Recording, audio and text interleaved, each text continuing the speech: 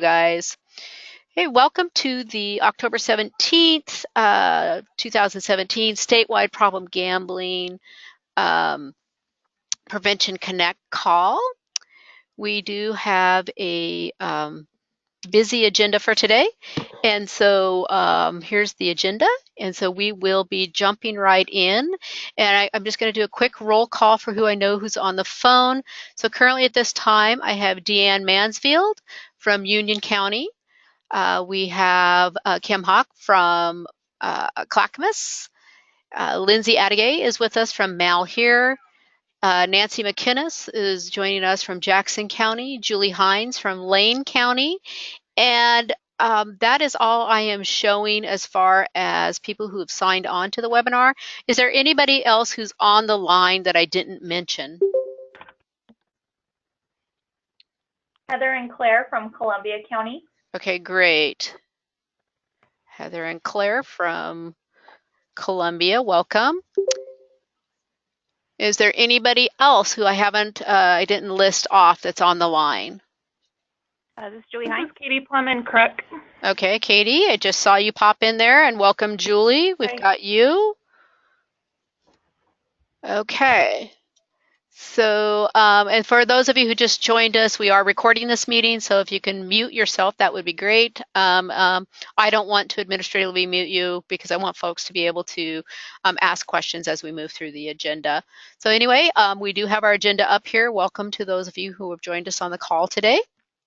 So our first if it will move forward. Our first thing is I just want to remind everybody we did adjust this meeting time to accommodate. I am part of the DHS OHA Leadership Academy. Meets 2 days a month, and it just happened to fall on the third Thursday of the month. And so we did adjust our meeting schedule for the next few months to accommodate that. And that's, again, why we really want to make sure we have a good recording so that if this doesn't work for some folks, they can still come back and listen to the recording, as well as always call me for an update. I'm happy to do that. We will resume our normal third Tuesday of the month schedule starting May 17th of 2018. Again, a reminder about all provider meetings are really there for both treatment and prevention to come together, and it's generally when we have our updates from the Oregon Lottery as well, and as well as Herbert and Lewis. So Tom Moore joins us on those meetings, so it's a good time to get a more system-wide overview. And so the next meeting for the all provider meeting is scheduled at this time for December 14th. It is a go-to webinar, so you do need to register. So that information is up on our training calendar, and it has just been updated again to reflect us switching to a different GoToMeeting version that allows us to be able to do recordings as well as hopefully show videos and have the sound work. So we updated that part of our system to try to make sure this will be more effective tool as we move forward. So fingers crossed that's going to work for us. The next piece is I wanted to let folks know, this was talked about at one time a while back, but Lewis and Clark, we have a contract through our workforce development funds with Lewis and Clark. They developed some online trainings for us. There are 8 online modules. They're available from January of 2017 through December 2018 at this point in time. You would register on Lewis and Clark, and I've highlighted here which ones. Now you can watch all of these, all of the 8 online modules if you were interested. But the ones that we've highlighted in green with the check marks behind them are also very much appropriate for prevention. So they would be the giving you an overview, the big picture of problem gambling treatment in Oregon. There's an overview of problem gambling itself, and then the diversity, social equity, and problem gambling, as well as problem gambling and money. It's really it's great for us as prevention providers to really understand, just like you would in other fields, what the addiction is like, and it helps us be able to speak to it when we're out in the community. So these online trainings are available to you to take, and offer some great information for you. So if you're looking for some educational hours, here are some trainings that you can take online free of charge. The other piece that has rolled out recently in the last couple of months to our system is we've added motivational text messaging, and that is handled through our helpline, which is a contract we have with Emergence in Eugene. And so individuals, including yourself, can call our helpline or go online and use the chat box and can sign up for your own personal cell phone to receive these motivational text messages. There are different stages that you can sign up for. So there's the contemplation, which is encouraging people to enter treatment, seek help, engaged in treatment, or motivate to keep going. You can sign up again through the helpline.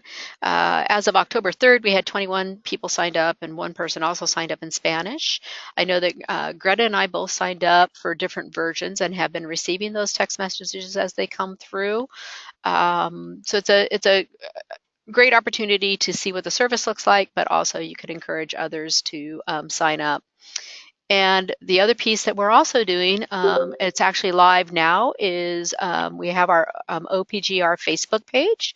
Our big focus around that was to get that up and running so that the ads that are being placed out there for problem gambling, directing people toward treatment, and some of the responsible gambling can also be showing on the OPGR page and not have be the Oregon Lottery page. So again, through our contract with Emergence, they are managing our Facebook page on OPGR. So do our OPGR Facebook page. So do take the time to go on to that if you are active on social media and like that and follow the page, which will be a great opportunity to just kind of see what's getting posted there.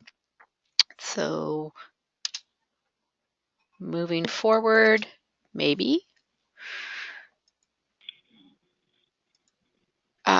The other piece that I wanted to remind folks of is that in the spring of 2018, so on April 30th through May 3rd, Oregon Problem Gambling Services is collaborating with the Evergreen Council on Problem Gambling to host a conference. It will be in Vancouver, Washington. I had originally in a previous call said that it was going to be in Portland, and I had that information incorrect. And so it is going to be in Vancouver, Washington, and the call for proposals to be able to present at the Evergreen Council, or I'm sorry, to present at the Focus on the Future conference. Those call for proposals are now available on the Evergreen's webpage, and we will be sending that out as well. Probably later today, but we would really encourage those of you who would be willing to come and present to consider sharing your knowledge and your experiences so that there is a strong problem gambling prevention track. We'll have other information about registration, et cetera, to come out to you guys in early 2018 about how we'll be supporting that, et cetera, on our end. So just put that in your calendars and hopefully you'll be able to join us there. So as we move forward, hopefully all of you received the email that was sent in early September that we would no longer be utilizing OPDS, the Oregon Prevention Data System, for data collection, as well as for entering our biennial plans. This decision was made after really looking at the amount of resources it was going to take to help providers accurately enter their data, and the training component for all new providers that are joining our system, and the fact that OPDS now, the main support and for managing OPDS at the state level was just falling on problem gambling services and whether or not we were going to have the ability to maintain, to do all of the testing, updating, and training and unlocking of accounts from our program. We took a look at it. We looked at the data that had been collected so far, that there was significant amount of errors in the data collection that was going to need to be corrected. So we opted to really to make a change that would work better for our program, and look at collecting data that would be specific to what we need for problem gambling services. OPDS was created with the plan to provide the data that's needed for the block grant around substance abuse prevention, and problem gambling does not receive any of those funds. So it was a tough decision, but we felt that it would be one that would work best for our providers as well as for us here. And so we have opted to move out of that. So the biennial plans that all of you entered and had to have into the system by June 30th of 2017 were transferred from OPDS into a logic model format. We are asking that folks go ahead and mute your phones. We are recording this, and so we want to make sure we get a clear recording. So if your phone's not muted or your microphone's not muted, if you could do that would be great so that we don't get a lot of background noise. But anyway, we took those plans that you guys entered into the system. I transferred them into a logic model and sent all of those out to you for you to then take a look at and approve that I had transferred your plan accurately, make any adjustments to or modifications that you would like. And those plans are due back to us by October 31st, that is your approved plan on your end. You had the opportunity to go ahead and add outputs because that was something that was difficult to track through OPDS to determine how many of what you were actually planning on doing. And so you did have the ability to add in those outputs so that it would help you track your goals as well.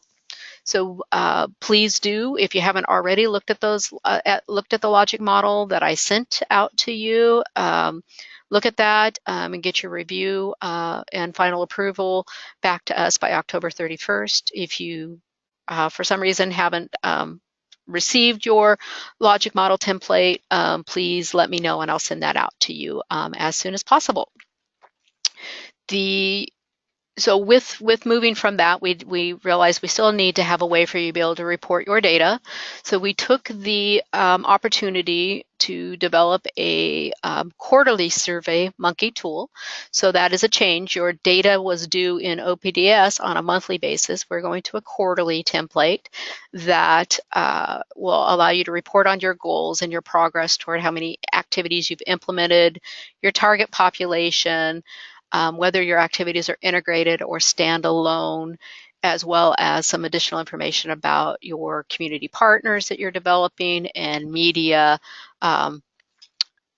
opportunities that you have implemented. And so currently we're testing that. We've sent out that tool to our Problem Gambling Prevention Advisory Committee, as well as a couple extra folks to practice in and make sure that the format is working and that it will make sense. And so we're hopeful that we will have any modifications or changes to the template made by the end of October so that you can then enter your data. The goal was to make it simple and make sure that we were gathering what we needed. We did run get the data points that we were looking at collecting through the advisory committee to see if there were other recommendations. They made some recommendations and some changes. So again, it will be a quarterly reporting tool versus monthly. And with that, we'll also create a template for those of you who need to have a hard copy of your data on file, because SurveyMonkey, we would be able to send you the results, but you can't print your results. I'm sorry, as you're taking the survey. So we will have a template for those of you who need to have that hard copy on hand, and also some definition sheets that will explain what an integrated or a standalone program is, as well as there's we're still reporting by the 6 CSAP strategies, and any other things that that feel that there need to be further definition on in regards to using the SurveyMonkey to enter your data. We will be updating the service element 80 language to reflect these new changes, that the biennial plan will now be a logic model, and how we will be doing our data collection when after your plans are submitted back here on October 31st, if you make changes to your plan in the future, you would follow the guidelines that are in the service element language about who you submit those changes to, and how we move forward from that. So one of the other things that's not mentioned here is that there was a quarterly media SurveyMonkey required in your service element 80 language that folks should have been reporting on a quarterly basis, what media they had implemented. That will no longer be in your service element language because we incorporated it into this quarterly SurveyMonkey tool for the data collection for your prevention efforts. So there will be only one tool. So I'm seeing a message that you're unable to hear on the phone. I'm wondering if when you muted yourself, you lost the sound. So potentially maybe the individuals who are saying they're unable to hear, maybe you might need to unmute yourself. I'm not sure, but go ahead and try that. So one of the other things is that we will be doing, we'll do a training once the new SurveyMonkey is ready to be rolled out there. We will schedule a webinar so that individuals can see how the tool works and ask questions. So that's it for that. Are there any questions about the changes we're making around data collection or the biennial plans?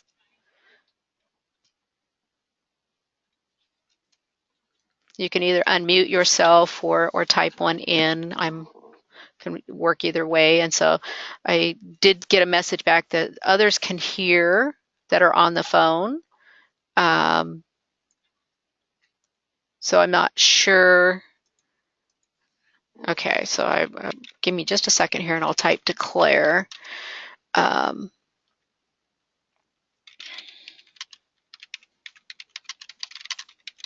Okay.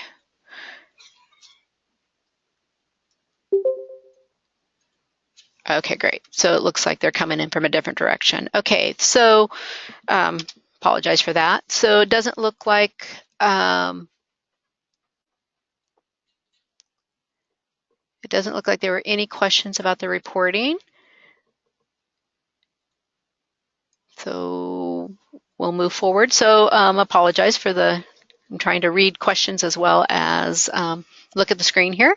So the next update I have is that the 2018 problem gambling awareness calendars will be delivered to us here at HSD next week, the 23rd, the week of the 23rd. They're due on our loading dock, and so we will be busily working next week to get those out the door to all of you. So if you have moved and have not notified us that your address has changed, please do so so that we can make sure that we are getting the calendars out to you. We cannot deliver the calendars to P.O. Box, so it has to go to a street address. And so we just want to make sure that we don't have calendars just floating out there in the universe, because they don't ever seem to come back to us, the ones that don't get delivered. So again, go ahead and email me any changes you have if we need to, as well as if you want to request a certain number of calendars. I have a spreadsheet that we are utilizing. We have a spreadsheet that we utilize to send out to folks, and of how many to send. And but if that number hasn't been working for you, please let us know. We're happy to send additional boxes your way. One box is equal to 60 calendars. So with that also comes the time to start for the 2019 Problem Gambling Awareness Calendar. We mentioned on our last call the artwork must be hand-drawn, so not using clip art from on your computer to generate your art for the youth to generate their submissions. And the flyer for that will be available also the first part of November, and we will also get that posted. We'll send some out to you, as well as it will be posted on Oregon PGS. So the deadlines and all of that information about when the submissions will be due will be coming your way soon. But basically, they're due back to us in April. So which allows for folks to also have it be an activity that they utilize during Problem Gambling Awareness Month. Let's see.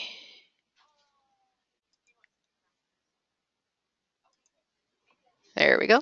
So then I wanted to just give a brief update.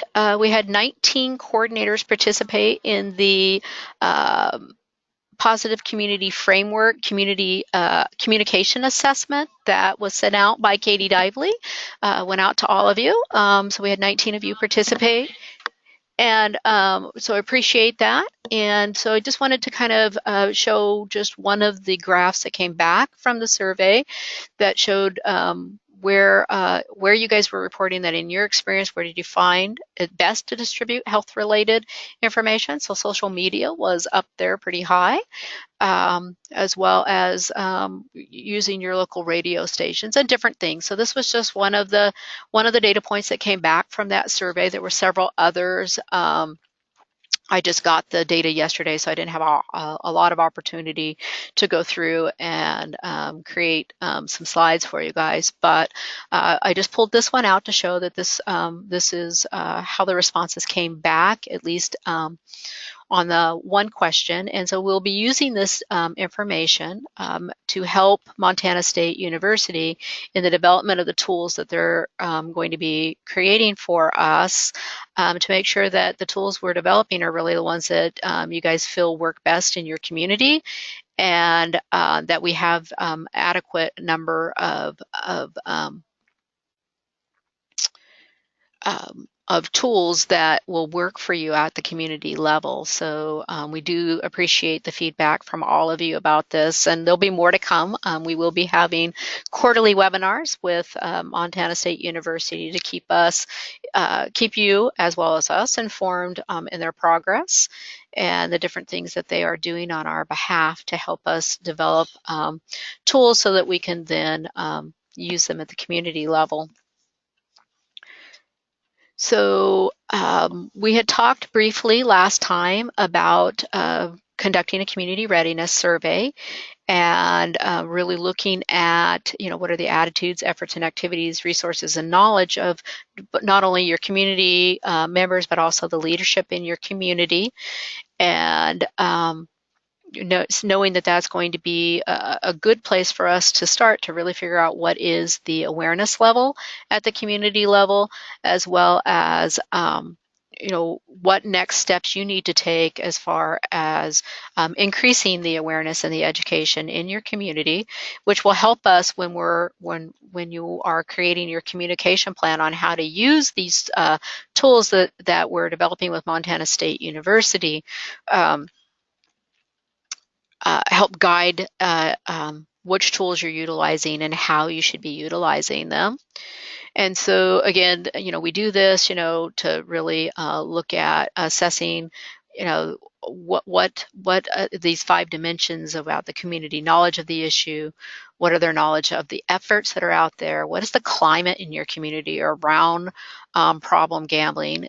Where is your leadership, and what is their stance about activities and efforts around increasing awareness around the risk that gambling around the risky behaviors that gambling are related to and create in the community, and what resources. So we talked about that last time and the importance of knowing all of this. So what we will be doing is, moving forward, we are going to offer a funding opportunity for those of our problem gambling prevention providers. So if you're already receiving our problem gambling prevention funds and would like to apply for some additional funding to implement the Colorado State University Community Readiness Tool, many of you probably know of it, of the tri-ethnic model, we will be putting out a proposal to to you guys to apply for additional funding. The proposal will be hitting your email boxes in November, with the proposals being due back to us here at Problem Gambling Services by January 15th of 2018. And we understand that, you know, for many of you, it might be that you don't have the available resources within your own program to implement the community readiness tool, but you could subcontract out with someone to do the interview process for you, as well as the scoring. And so it is an option of how you can utilize those funds, because we know that many of you, your FTE is already pretty well spoken for, but it is something that either you could subcontract out to someone in the community, or there may be someone within your own organization that you could work with to conduct the surveys. So we're hoping that each and every one of you will apply.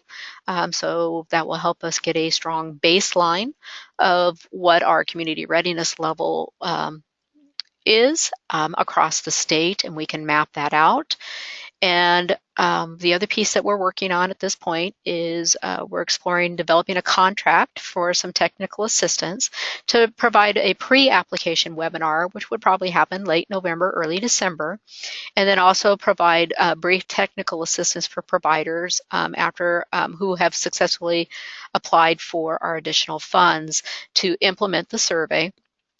And also looking at potentially a couple other webinars with a consultant to ensure that our providers are getting the support they need, or their subcontractors are getting the support they need to conduct this survey. And the Oregon Lottery is also excited to partner with us to help us develop some mapping tools afterwards that can kind of show where we're at as a state, and then we can really work on moving forward to have problem gambling awareness really increase statewide. So any questions about that? I'm hopeful everybody's able to hear now. I'm not sure, but not seeing any questions, and nobody's unmuting, so I'm going to assume that we're good there. Or feel free to go ahead and give me a call. But I think that's going to be an exciting opportunity for those of you who choose to participate to apply for some additional funding to be able to implement that at your community level. So now we are at that place on the agenda to where it's your opportunity to share or ask questions about either what's going on in your community or any challenges. So I'm going to just go through and do it as a roll call. And if I miss people at the end, we'll go ahead and add you in. So I'm going to start with Claire and Heather from Columbia County. Are you able to hear us now? Hey. Great. Yes, thank you. We're here. We're excited to be on the call. We are new to this type of work and excited about learning more. Right now, we've just compiled our plan. And the only activity that we've completed is creating a problem gambling policy for our organization. So that's the activity we've been working on over the last 30 days. Great. Well, welcome again. I had a great opportunity to go up and meet with Claire and Heather, and so we're excited to have you in Columbia County. And so, and I think having a problem gambling policy is a great place to start. So, Deanne. Sorry, I had to hurriedly reach for the unmute button. That's all right. I don't really have an update. It's just kind of keep on keeping on, just doing the normal stuff. Okay. Well, that's great. No questions either for us? Not that I can think of. Okay, wonderful. So Jesse, are you able to hear? I know that you are one of the people that was, oh, there you are. So Jesse, any updates from Wallowa? Can you hear me first of all? Yes. Okay, I'm on my computer. So we just had the Protect Young Eyes speaker come I think it was last week. So I was able to help sponsor that with some of our grant money through the Oregon Health Authority grant that we applied for last year. And that was actually really cool. He added in some slides and topics about problem gambling, as well as like his main focus is talking about how kids can access different things through apps on their smartphones and what parents should be looking for. But he did add in some problem gambling stuff, and I was able to give away a lot of problem gambling, like swag and freebie stuff, so that was kind of cool. And now I'm just working on getting into the other funding stream and putting some ads out in the paper. Great. Well, thank you, Jesse. So Julie Hines, what do you got for us?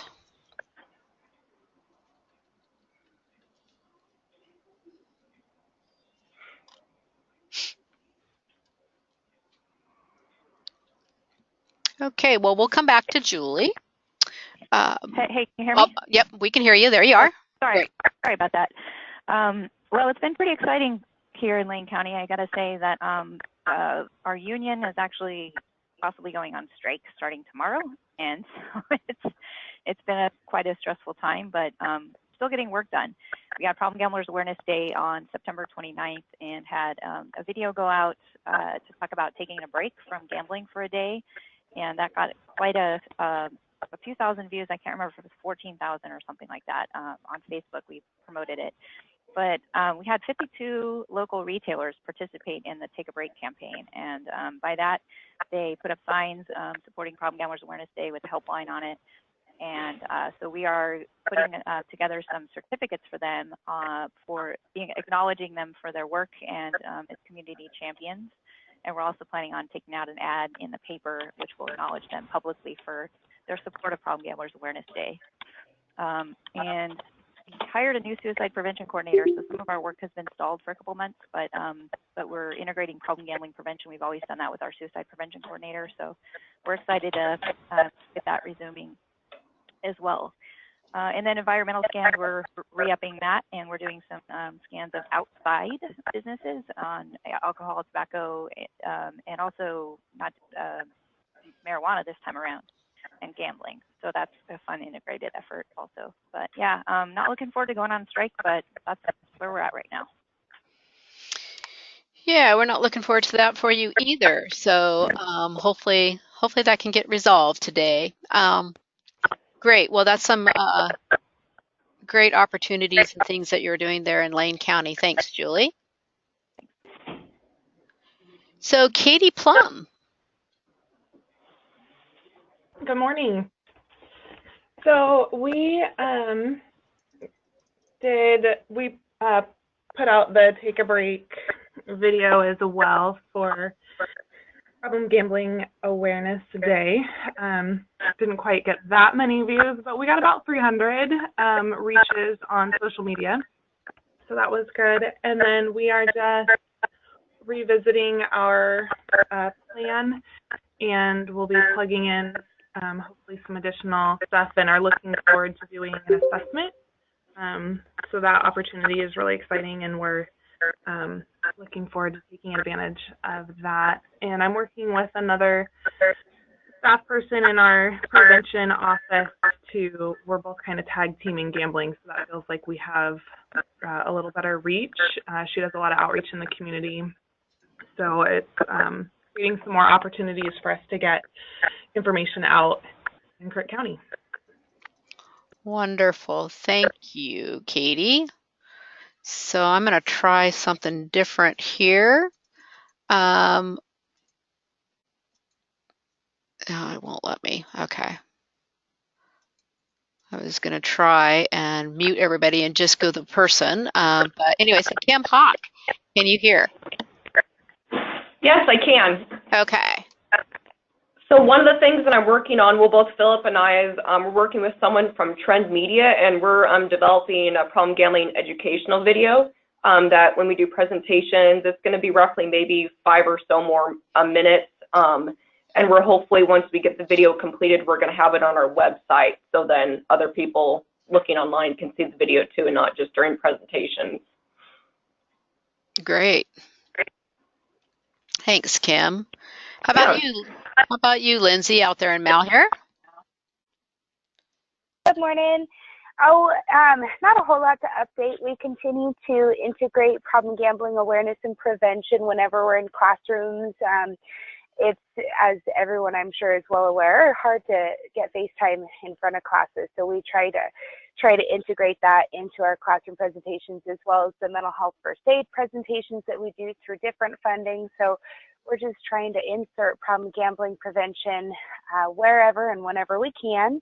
Had a pretty large community event last month where we were able to give out some problem gambling goodies and swag, and get a lot of information out to our community about that, and just kind of keep plugging along. Great. Well, thanks, Lindsay. Thank you. How about you, Nancy? Nancy Martin. Hi, good morning. Oh. Good morning, everyone. Can you hear me? Yep, we got Nancy McInnes. Yep, go ahead. Oh. Hi. So Sorry. We had a tabling event last month where we had a recovery fair here, which was an event for people to come and get together and get community resources for people who were going through all kinds of sorts of addictions. So we were able to be there, and it was great. And other than that, I don't have too many updates. That's great. Thanks for sharing, Nancy. Thank you. Here's another Nancy. We have two Nancys now. Yep. So Nancy Martin, I'm going to have to remember that. We've got two of you now. So how about you, Nancy?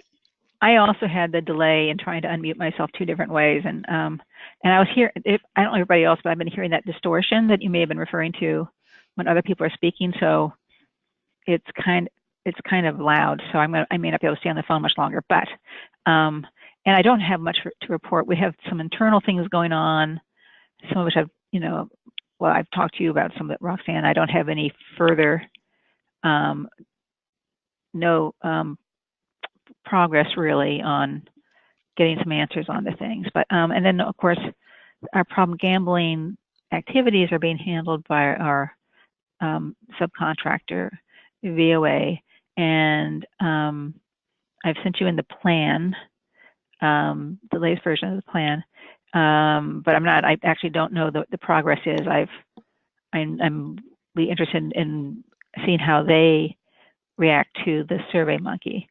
I didn't think of offering for them to try it out for you, Roxann. I didn't think of that. I just was trying it out myself, imagining what I would want to get back. Mm-hmm. But in any case, so I enjoyed the trial of that, and it'll be interesting to see how it is finalized. But other than that, I don't think I have much to report. Okay, great. Thank you. So it sounds like maybe maybe what we need to do is administratively mute everybody, and just unmute for questions, individual people, so they can talk. So we'll work on that in the future, because that does seem to cut back way on the feedback sound that we're getting. So we'll work on that. So is there anybody else on the line that I didn't call for? Now I have to unmute everybody again. So is there anybody that is on the line that I did not get an opportunity to speak?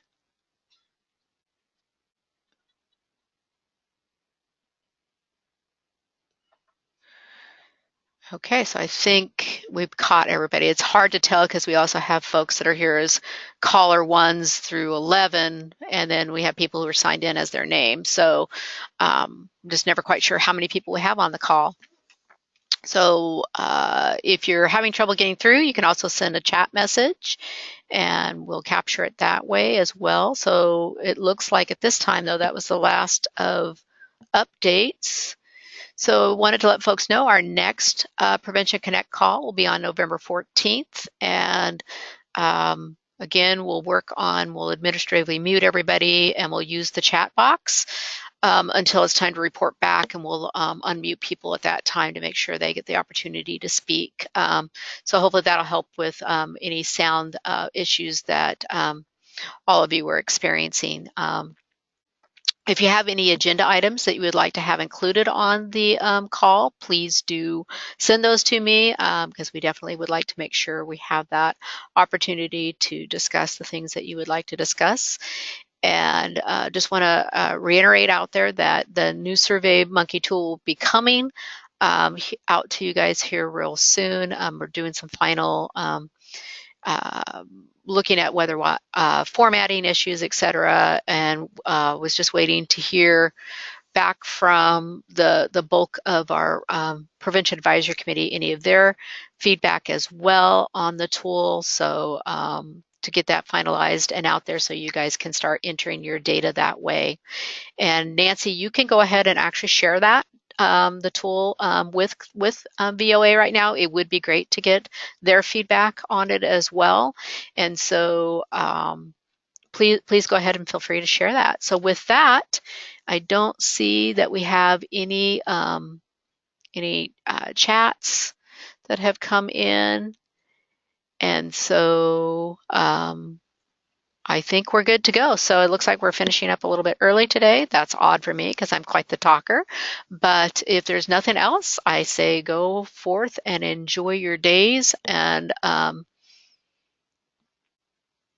we'll go from there. So it looks like Haley from Baker County heard the call but was having some technical issues, but she was able to listen in. So I don't see any other questions. So great. We'll go ahead and end the webinar. Have a great day, guys. Thanks, you too. Thanks. Bye. Bye, guys. Thanks, Roxann. You're welcome. Good day. You too.